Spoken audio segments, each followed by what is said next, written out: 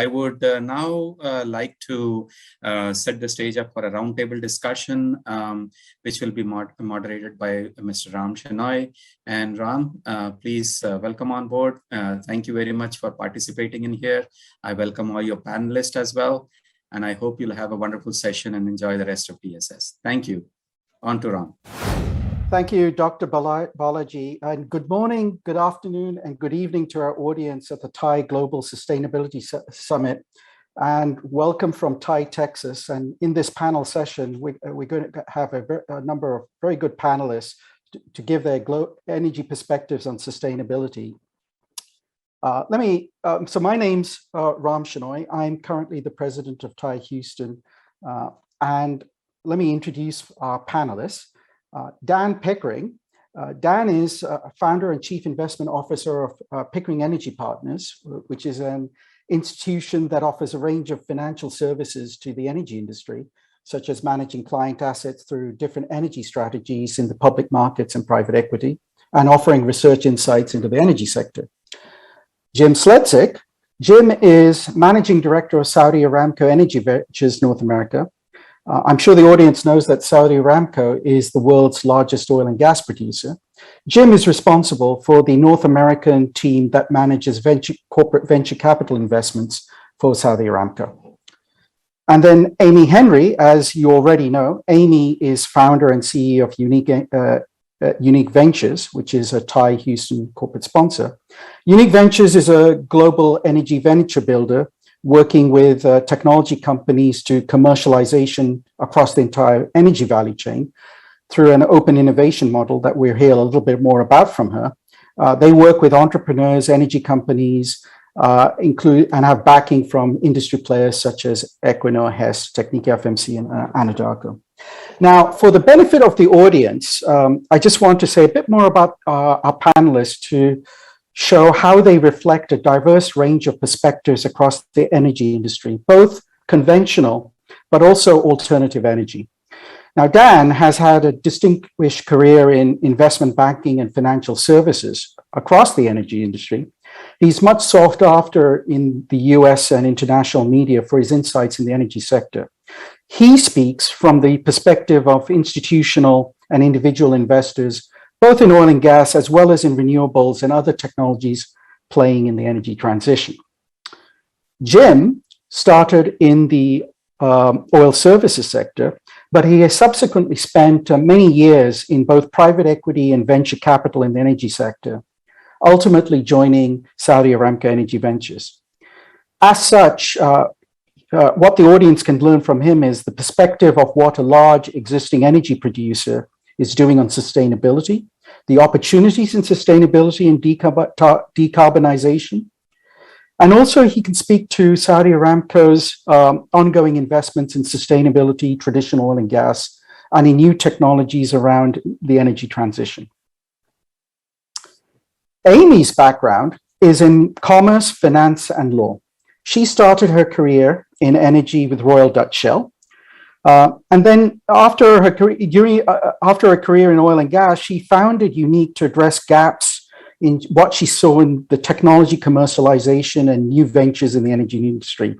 And those gaps focus on the spirit of entrepreneurship, field trials and proofs of concept, and smart capital. So she speaks on this panel from the experience of working with individual entrepreneurs who might work with large energy companies and institutional investors. Now, our area is energy, and since we're in the TIE Sustainability Summit, I think it's logical to start our discussion acknowledging that the reason we're talking about energy transition is really because of the huge concerns about climate change, the need to decarbonize activities around the world around the generation and consumption of energy. So if you look at what public institutions such as the International Energy Authority projects in terms of energy supply and demand and forecasts on carbon emissions, their outlook has most of the reductions in carbon dioxide emissions coming from existing technologies. But they clearly say that once you get beyond the 2020s into the 2030s, 40s, and 50s, existing technologies and the expansion of known clean energy is already factored into projections. The future emissions reductions needed to meet global climate targets really have to come from technologies which are still in development. So there are big leaps in innovation that are really a must after 2030 to actually for the world to meet those targets. And in this conference, you've heard about all the other regulatory and stakeholder obstacles that need to be overcome. What I'd like to do is to start by asking Dan a question intended to give our audience a macroeconomic context for the scale and magnitude of the challenges presented by decarbonization. So Dan, you know from your experience of the targets set by governments on decarbonization. You also spend your life thinking very hard about energy supply and demand and the forecast needs for demand. How do you help institutional investors navigate this landscape? So if you could talk to us a little bit about what you understand of energy demand growth from 2020 to 2050.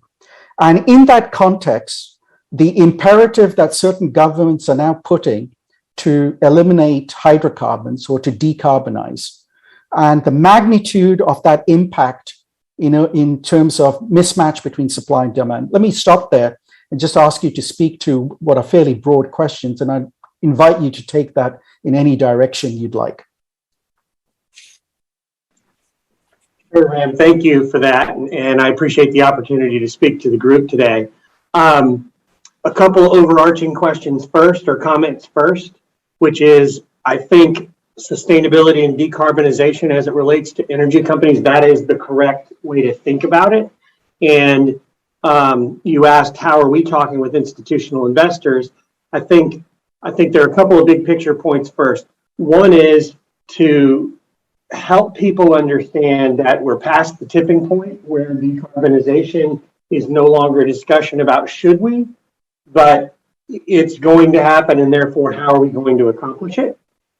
And the other is to emphasize, so if this is the real deal, folks that care about energy are going to have to think about it, and it's big, it's really big. So here in the States, we think about the shale boom as being the biggest thing we've been involved with in the energy patch since maybe the 1980s.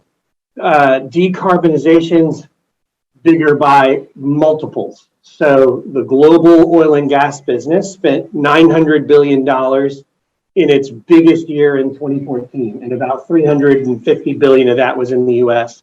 The estimates are, and I generally think they're directionally correct, we're going to have to spend $3+ trillion a year for the next several decades.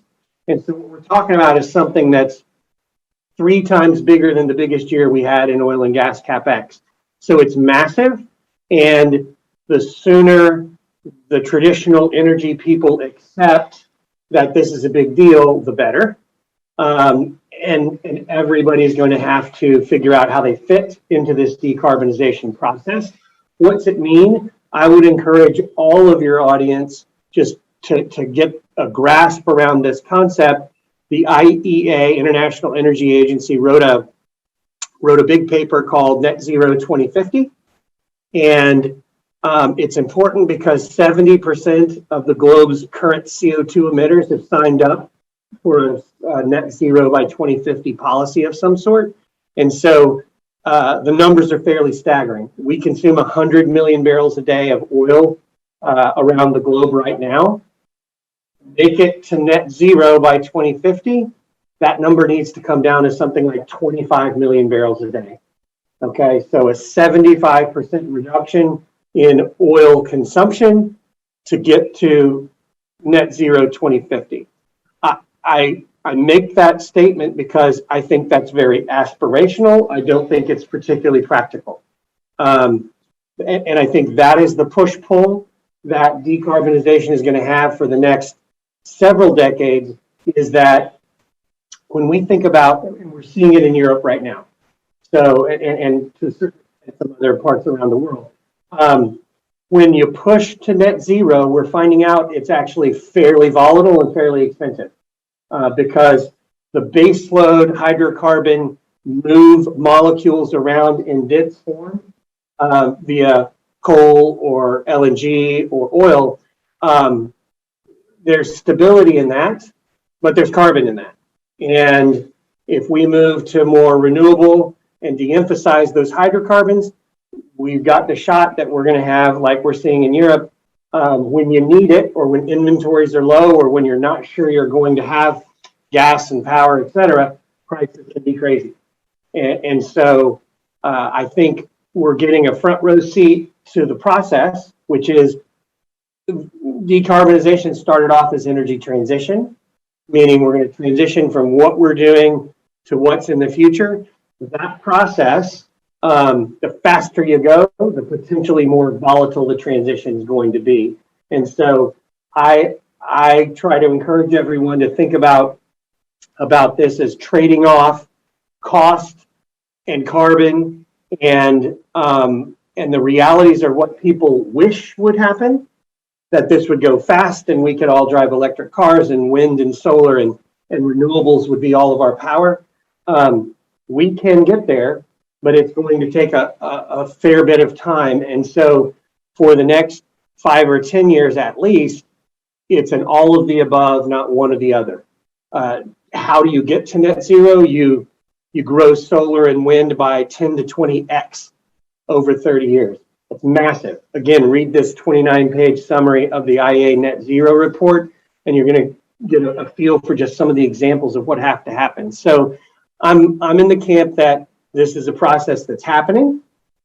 It's a process that won't happen as fast as people would like. I think we also have to be careful, and I'll stop talking because I know you got some great questions for the other panelists.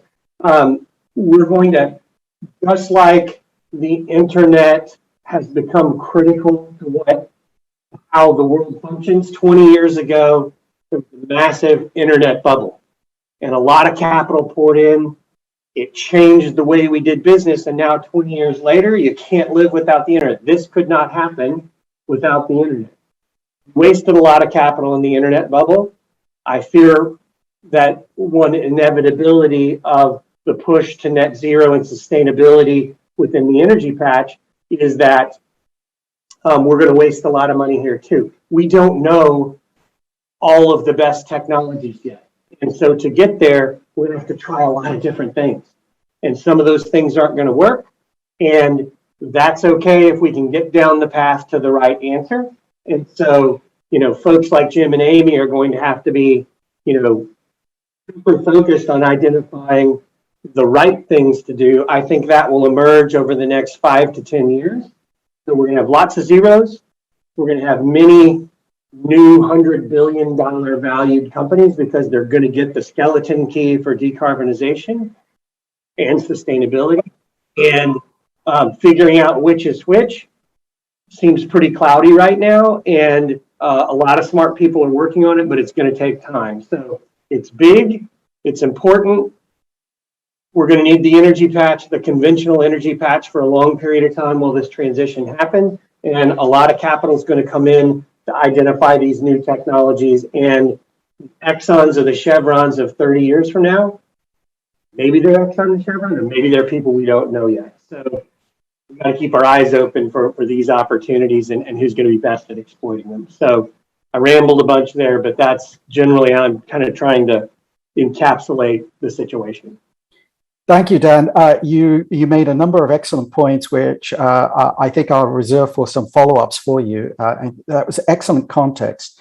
Let me use some of the points you made to pose a question to Jim. So Dan talked about the magnitude of the decarbonization challenge and the fact that the energy producers and a number of heavy industries have already begun initiatives to decarbonize and reduce their carbon footprint. Saudi Aramco has a number of sustainability initiatives. Just tell us a little bit about how Saudi Aramco's carbon footprint, decarbonization operations, sustainability initiatives are going. Tell us a little bit about that to give us context. And be mindful that there are entrepreneurs looking for opportunities to work with Saudi Aramco. And so where do you see those opportunities in sustainability, if any? Yeah, perfect. And I think it's a target-rich environment these days. There's certainly a huge, Dan laid the landscape out very well. There's a huge amount of focus on sustainability right now and decarbonization. From my perspective, with Saudi Aramco Energy Ventures, we're the corporate venture capital arm of Aramco. So we are the strategic investors in technologies that are relevant for Aramco's greater operations. And so I look at it like I have the best job, I think, on the planet, because the size and scale of the challenge in front of the industry and the world is enormous, and technology is going to play a key role in that. And entrepreneurs are the drivers of that technology. So we're here with Saudi Aramco Energy Ventures to invest in those technologies and in companies that make a difference. So when we look at it within Saudi Aramco Energy Ventures, our sustainability strategy is front and center of what we do in the investments. As a matter of fact, I just hired 2 investment directors on the team that are focused really purely on sustainability. And that's looking at hydrogen, looking at carbon capture, utilization, storage, synthetic e-fuels, things of that nature are front and center for what we're trying to do to get to that point. It's really kind of like how Dan has described it many times in the past. It's as far as the energy needs of the world, it's an all of the above strategy. And it's not one there's going to be a single silver bullet. There's going to be many, many bullets. And hopefully what we're investing in, so we're doing a lot of deals right now. And really this year we've invested in 2 specific ones that are grid scale energy storage. One that is a battery technology called Intervenue, which is nickel hydrogen, taking the batteries that have been used in space for many years and providing some significant innovation around that to lower the cost level to provide that to help solve the problem of storage as well. And another one called Energy Vault, which is a gravity energy storage technology and company. So those types of things are front and center on what we do every day. So we're out there trying to meet as many entrepreneurs as we possibly can with solutions. And like Dan said, we're going to bet on some which may turn zero, but hopefully our mandate is to bet on those ones that become $100 billion companies. So our goal is to succeed on that latter rather than the former. But it is a very uncertain environment out there, and it's really not completely clear the winners and the losers a lot of this time in the amount of uncertainty that's there. So technologies are key. We have to find the right entrepreneurs that can grow the companies and back them. Thanks, Jim. So actually, both of you have talked about how, I think if I pick on Dan's analogy with the internet bubble, that there'll be a lot of capital spent trying to pursue different paths, some of which will be dead ends. And it's going to be difficult to see how the winners are. And Amy, in Unique Ventures, you work with entrepreneurs pursuing some of those paths. And so, as someone who sort of works with startups across the world, who knows the North American landscape very well, for our audience, many of whom are in India, just help us from your perspective, how you talk about the challenges and opportunities for entrepreneurs in sustainable in the energy transition over here in Texas and in North America. Thanks. Yeah, thanks, Ron. I'll kind of start, and I agree with both Dan and Jim, kind of at the macro level, right? And I think, it depends on what you want to call sustainability. And kind of like the IEA report says, there's ready technology today, right? If we're talking about the ESG and how do we decarbonize our existing operations, right? So it's having those conversations with our energy companies, mid-cap operators, and the like. And it's going to be a long term because half of those technologies either not even at prototype stage, right? So I kind of look at it as the glass is half empty right now. And I'm ex-Shell Ventures and pre.com, so I've lived through both of those. And as we're talking to startups, it's been talking about these themes of smart capital. First is, how do we get the staying part capital? This is not for the faint-hearted. This is a long runway and path, right? It's not investing over a quick 3 to 4 year period. It's not, someone coming in and getting a quick 2 to 3x. We've got tons of capital, just everyone throwing money in. So the question is, what is the staying power going to be of venture capital? And then looking from a policy standpoint, what role does the government have in this, right? And then how do we work? The U.S. really hasn't had, very clear energy policy. So now everyone wants to, really just accelerate and ramp this up. And so with some of the opportunities, I think is great because we haven't had energy policy. The DOE is ramping up their budget, right? You've got ARPA-E also. Then, once they, inject grant and, they're not taking away equity from these companies, are partnering with industry, right? So we also work along with all the majors and multinationals. So, after they finish those programs, they'll co-fund, those pilot opportunities, right? Instead of industry burdening themselves of paying for that whole kind of field trial and POC, it's a shared kind of cost. And, the government also is trying to beef up those activities with government labs and other kind of, industry growth forums like NREL based out of Colorado. So I think that's a great opportunity. It's easy to do business in North America, right? Low kind of, I'll call regulatory burden. U.S. is still top up there. And if you talk about research and innovation, along with our innovation systems, universities, and things like that.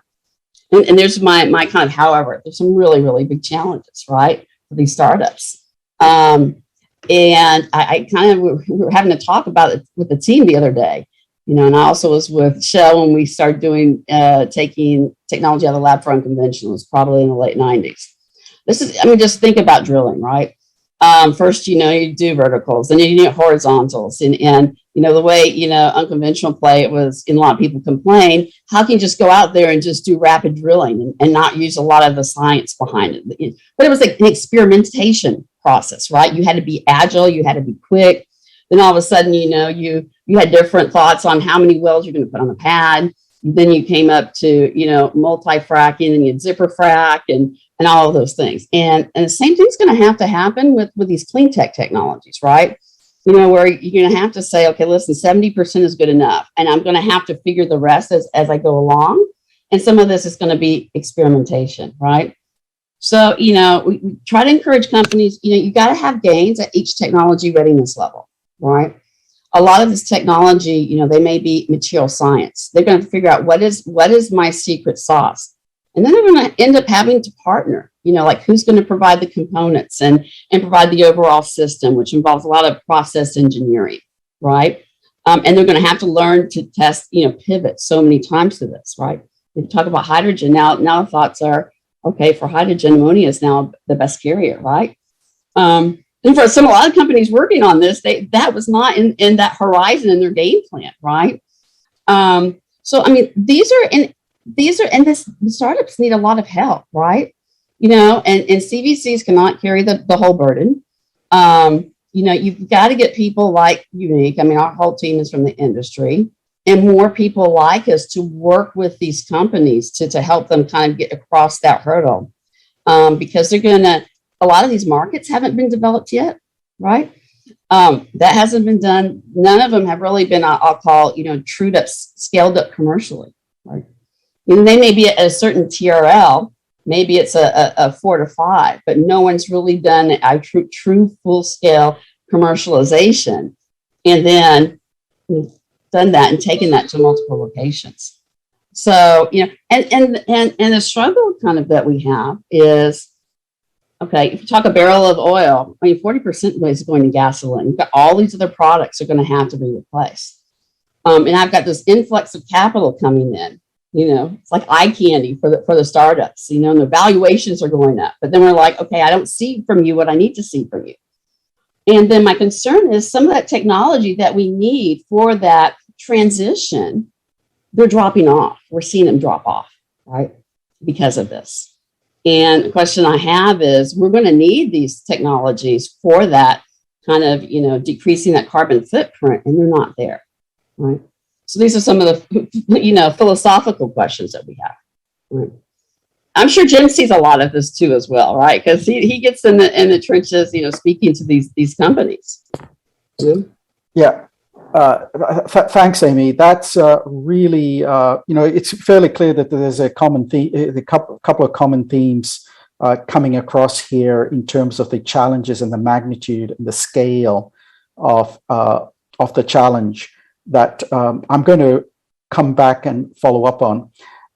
Let me pick up on something that you mentioned, Amy, and convert it into a question for Dan. You made the remark that sustainability, we've started out talking about reducing carbon footprint and carbon emissions, but sustainability means a broad number of things. And in fact, Dan, I've heard you speak about this, about the difference between decarbonization and ESG, environment, social governance. Would you care to elaborate on that a little bit and just explain the difference for the audience, and as you guide investors, and maybe what applies to the energy industry and what applies more broadly to other industries? Sure. So I hear a lot of people, and I use kind of energy transition and decarbonization interchangeably. I hear a lot of people that call ESG and energy transition, and they're basically saying they're the same thing. I view decarbonization, that's the goal, and ESG is a process, right? ESG is across every industry. ESG is investors want companies that are responsible and doing a good job on all three of those elements: environmental, social, and governance. And in the energy patch and some other areas, decarbonization is one of the things that starts to fall out of ESG. But energy companies themselves, I think, have to do a better job of ESG. If you're going to be a carbon producer, you're not necessarily decarbonizing the world, but can you be doing a better job? Can you find a way to improve your processes? And so I think as it relates to the energy patch, ESG is doing a good job, being a good corporate citizen, having a social license to operate. And I think a portion of energy capital is being allocated toward decarbonization. And that can be efficiency or replacement technologies or sequestration or elimination technologies. But in my mind, the key for the energy patch from an ESG perspective, the process is we have to be improving. The energy business has to get better. There are things that the energy business has been doing that are no-brainers to stop. You cannot do that. That helps. That reduces both methane and CO2 in the atmosphere. So my view is to think about decarbonization as where we're trying to go or the goal. ESG is one of the processes that you use to help get there, and improvement is the key. From an E perspective, if you're going to be an energy producer, you're by definition going to have to be improving. You're never going to be perfect. And I think for other industries, it's the same issue. You've got to find the practical elements of your business that you can improve, and those things will lead to lower carbon. And then it's the responsibility of the entrepreneurial community and the globe to figure out the carbon that we do produce, what are we going to do with it, and new technologies that we can address it. So hopefully that kind of hits what you're asking. Yeah, thank you, Dan. That's really good. And maybe let me move on to Jim. And Jim, you gave us a couple of examples, which I think may have been surprising to our audience, about a couple of energy transition investments, grid scale technologies that Saudi Aramco has invested in. Actually, and again, considering our audience, many of our audience are in India, and Saudi Aramco actually has relationships with upstream and downstream producers in India, as you know. maybe you could tell us a little bit more about actually how Saudi Aramco's corporate venture has evolved, the funds you have, the investment themes, because I think a lot of people may not have been thinking about Saudi Aramco Energy Ventures as a potential investor in startups. And I think they, what should they know, in fact, to get in touch with your team or something? What are areas of interest? You could just speak more broadly about that, please.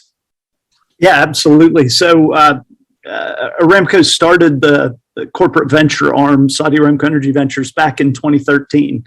And interestingly enough, certainly the focus at the beginning, as you might imagine, upstream was a huge part of what Aramco is and what we've been doing. But since then, it's become much more integrated, much more diversified. The acquisition of SABIC brings in the petrochemical side. Downstream becomes more and more important in what Aramco is doing. So our mandate certainly has morphed. One of our first investments was a chemical company called Novomer. And ultimately Aramco bought a piece of that. And the second part of it was positioned around basically biodegradable polymers. So using ethylene oxide and carbon monoxide, putting that together to ultimately have a plastic that biodegrades in the ocean. So something of that nature. Very interesting technology. We just sold that company out of our portfolio just a few months ago. So that was the first investment that we made. Since then, it has certainly morphed. Today, our key absolute number one focus is sustainability. Digital is, I'd say, number two. So those are the two things that drive what we do. We still have the mandate where we're looking at upstream technologies, downstream technologies, different petrochemical technologies as well. But and then we have plants all over the globe as well. So how do we leverage IoT and the Industrial Revolution 4.0 to make those plants more efficient?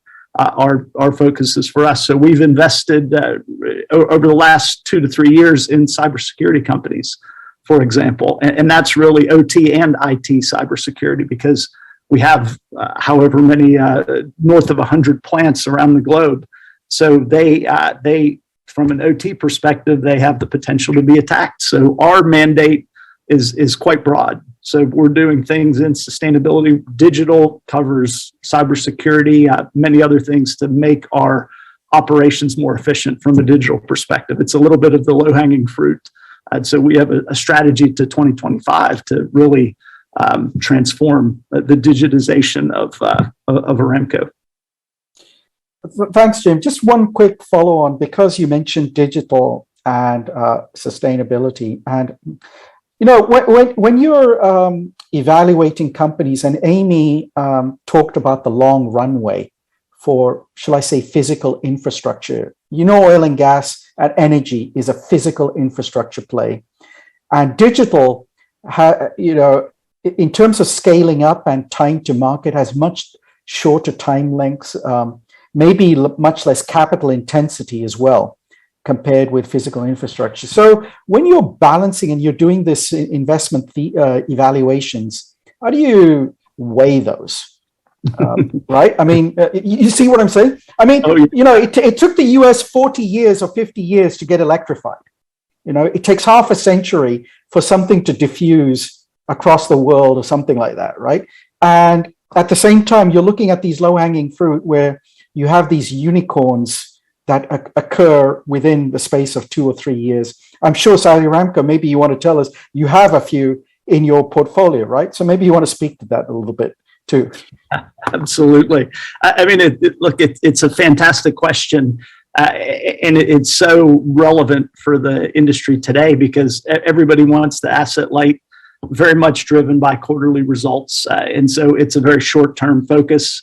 Get it turned. Don't use a lot of capital. So there is a need for the more capital intensive for investors to come into this area. And people like Breakthrough Energy Ventures are looking at that with a new catalyst fund to help project finance some of these renewable projects that are coming out, because it's going to be an issue. It's going to be a real issue as these develop over time for finding the right capital. I mean, Dan laid out the 3 trillion spend that's needed per year for this, over the next few decades. And that's a huge amount. I mean, it dwarfs the amount that's being spent on oil and gas today. And so the need to bring in capital is fundamental, and the need to have some form of patience. I mean, we look at it more as a blended, diversified portfolio. There's going to be some that are more capital intensive. There's going to be some that are asset light, like the digital side. And you need wins. I mean, ultimately, for us to be sustainable as a venture capital industry and a corporate venture capital arm, the one thing that we have learned over time is that you have to deliver returns to your investors, right? That to be sustainable, you can't just lose money all the time. And for the good of whatever you're doing, you have to return capital. And so that's first and foremost what we're trying to do, is return capital. If we can make this a viable financial investments, it's going to attract the capital, and it's going to continue to do so. So we need to figure out how to make money while we're doing this. And the problem is so enormous. There's huge amounts of opportunities, but we've also got to be cognizant of the fact that we have to deliver financial returns. For me, from a Saudi Aramco Energy Ventures perspective, I'm also looking at strategic returns. And that's the key part. But first and foremost are financial returns. Second is the strategic value that can be incorporated within the greater Aramco. So those things are front and center for what I do every day. Right. Thank you. So Amy, you just heard Jim talk a little bit about what he needs to do to make sure that his company is satisfied with the performance of their investments. You've dealt with a lot of entrepreneurs trying to make their startup successful. So give us a sense of some common misconceptions or mistakes entrepreneurs make in your experience in this energy tech sustainability that you were observing. Give some advice to the entrepreneurs out there in the audience trying to make an impact in this space, please. Where do I start? Yeah. Number one is just because, I mean, when we all of us look at technology, we cast our nets wide, very wide. And we're not just looking for people, and a lot of this technology is not going to come from the energy vertical. So because of that, they're not going to have the experience and understanding, deep understanding of the energy company, right? Even a fully integrated, it's very limited. So they don't understand how the machine works, how the beast works. They don't understand the language, right? They don't know. Okay, a lot of times they get stopped. They say, "Oh, we're gonna get this funding from Chevron or Shell or someone," and they've been going this process for 2 years now, right?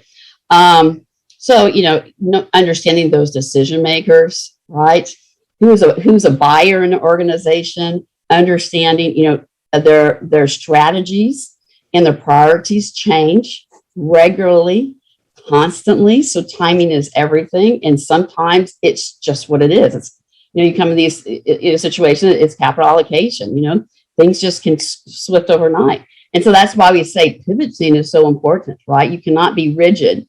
And you've got to be willing to kind of play well with others, play in that sandbox, right? And with some of these technologies, it's too, I'll call one-pointed, right? For an energy company to say, I like to either invest in you or, co-develop something with you, right? I need to see it on a bigger scale. So these companies are going to have to start learning to partner with one another, right? Doesn't mean one has to buy the other, but, the front end and back end of a solution, they're going to figure out, how do I come together, come with a more well-balanced solution, and then go to the energy industry, right? And present that opportunity. But, even if I talk on the capital side, here's kind of the list of complaints, and same ones as ours. Technology roadmap is not clear, right? Their understanding of the risks that are involved, right? Can they prioritize, even basic engineering, challenges that they're facing, right? Understanding that they're going to have to probably have someone that has some sort of industry experience on their team, right? Or they're going to have someone come in and either as a consultant or advisor to kind of help them through this. And I think one of the biggest ones I kind of had wrote down, because we get this a lot with the team, is understanding the decision framework, right? Because, site selection is one of the key ones. They understand, how do I approach site selection for a pilot? How do I forecast these engineering challenges? What are my various scenarios and options? Why would I choose one or the other? These things aren't easy, right? So I think those are some of the challenges, right, that they're going to face. And then the fact that they're going to have to be constantly experimenting, right? We have them kind of, a lot of them, thinking this from an R&D standpoint, where I want to get this solution like 99%, complete. And they're going to have to learn how to have that ambiguity, and not understanding the competitive landscape is also a big issue, right? There's a lot of competition out there, and this technology moves really, really fast. So, for some of this development, I could name some companies, I'm not naming them, that have been working on this stuff for 12 years, but I'm looking for commercial traction and nothing's happening, right? So, they're going to have to learn to be very agile, very agile. I know you guys. Thank you. Words of wisdom here to take away. So as we begin coming to the final minutes, Dan, I just want maybe one final question to you. You really explained very well the magnitude of the decarbonization challenge, the scale of it, especially the amount of investment the world is going to have to do. Okay. When you talk to your clients, though, how do you reconcile the scale of that challenge with energy demand, right? So you said that, oil and gas, we consume 100 million barrels per day. That energy demand doesn't go down. It maybe goes up through 2050. So how do you square these two different, apparently in different directions, imperatives? Yeah, I think at the end of the day, the world's trying to figure out how to find energy a different way, generate energy a different way. So in a perfect world, you don't throttle back demand for energy, you throttle back high carbon sources of supply. And that's the task in front of us. I think just conceptually, if we think about where the world is at, the GDP grows, typically energy consumption grows. And the challenge to that so far has been that one of the enablers for GDP growth, particularly in the developing world, is low-cost energy. And we haven't yet found a way to make decarbonized energy cheap energy. And so this push-pull isn't going away for a while. China's a 2060 net zero goal where everybody else is 2050. I think there is a reason for that. It's going to be very, very hard. Like I go back to, I think net zero 2050 is aspirational. I'm not sure it's practical unless the world's willing to give up a lot. Growth, right? Demand growth. And so if we don't think that's the case, then we need a moonshot of some sort to make it happen quickly, or we need to just start, blocking and tackling, adjusting expectations realistically. And so I don't think it's a demand issue. I think it's a supply issue. Where do we find the kind of supply that we want? Throttling back demand takes high prices.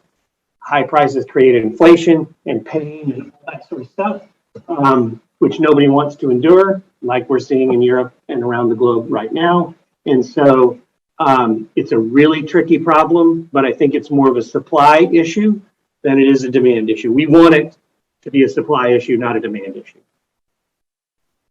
Excellent. That's a really nice way of framing it. And I thank you for taking us back to the 50,000 foot level. So as we come to the closing minute of this panel, let me just summarize a little bit. So Dan really gave us the full macroeconomic context of the scale of the decarbonization challenge in the face of growing demand. Jim described, how the world's largest energy producer has actually pivoted and has sustainability as a priority and is actually investing rather dramatically in this. Amy has given our entrepreneurs, would-be entrepreneurs, a lot of practical advice of what it takes to engage in sustainability innovation from a North American perspective. Thank you all so much. Dan, it was a real pleasure to meet and speak with you. Jim, thank you as always from Saudi Aramco Energy Ventures, which is also a corporate sponsor of TIE Houston. Thank you so much for your support. Amy, thank you not only for participating in this panel, but for actually arranging for so many of the TIE Texas session. And thank you again to Unique Ventures for the corporate sponsorship. Dr. Balaji, let me hand over back to you, and thank you to our audience for listening.